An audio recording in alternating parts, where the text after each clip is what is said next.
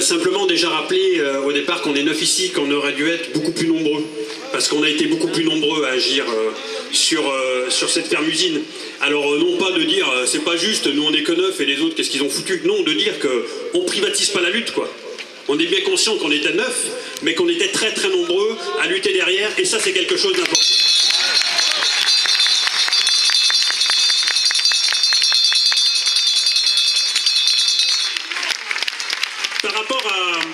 Par rapport à ce combat qui nous amène aujourd'hui ici, par rapport à d'autres combats que nous individuellement ou collectivement on peut mener dans nos syndicats, dans nos associations, dans nos partis politiques éventuellement, on peut dire que oui, aujourd'hui nous sommes entrés en résistance. On est entrés en résistance parce qu'on est obligé de résister.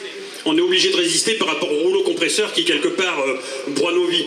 On a obligation de résister à un système qui est la négation de ce que nous sommes, nous, êtres humains. Nous, femmes et hommes, enfin moi c'est plutôt un homme, de ce que nous aspirons à être, des femmes et des hommes libres de leur choix, de leur vie, de leur avenir. Ce que nous avons défendu à de multiples reprises au travers de l'exemple de l'usine à vaches de Drucal-Plessiel, ce que nous avons dénoncé aussi, c'est la liberté des paysans. Les paysans ont pour vocation, par nature, d'être des hommes libres, autonomes. Cependant, depuis des décennies, ces libertés, ces droits à l'autonomie leur ont été confisqués, spoliés, détournés, pour favoriser la concentration, pour permettre à l'industrie agroalimentaire de continuer à se gaver, à s'engraisser sur leur dos. OGM, semences certifiées, génie génétique, intégration, pesticides, surmécanisation, surrobotisation, toutes ces techniques sont autant de moyens de servir les paysannes et les paysans, de les lier pieds et poings à une agro-industrie avide de profit, pour qui les mots vivre ensemble, vivabilité, environnement, santé publique, droit à une alimentation de qualité pour tous ne sont que des utopies dépassées, des mots désuets dont il faudrait faire table rase. Alors nous avons agi, collectivement, sereinement. Nous avons agi dans la droite ligne de ces luttes de paysannes et de paysans pour leur dignité, leurs revenus. Nous avons agi comme tant d'autres avant nous pour contenir les agressions d'un système inique, pour envisager et dessiner un autre avenir. Nous avons agi pour l'idée que nous nous faisons de notre métier, de notre idéal de paysan. Nous sommes les travailleurs de la terre. On nous a confié la nature comme support d'activité. Nous nous devons de la respecter pour que d'autres après nous puissent à leur tour aspirer à être ce que nous sommes encore, ceux à qui on a confié la tâche immense, la lourde responsabilité de produire l'alimentation pour tous les autres. Depuis des siècles, les paysans remplissent cette noble mission, alimenter leurs concitoyens, tous les paysans du monde, en Allemagne, en Afrique du Sud, en Espagne, au Bangladesh, comme nos collègues qui ont pu défiler à la tribune tout à l'heure ont pu vous l'exprimer, comme toutes ces paysannes et ces paysans qui sont aujourd'hui à notre côté, comme d'autres partout dans le monde, comme ces migrants paysans qui par centaines viennent s'échouer en Méditerranée.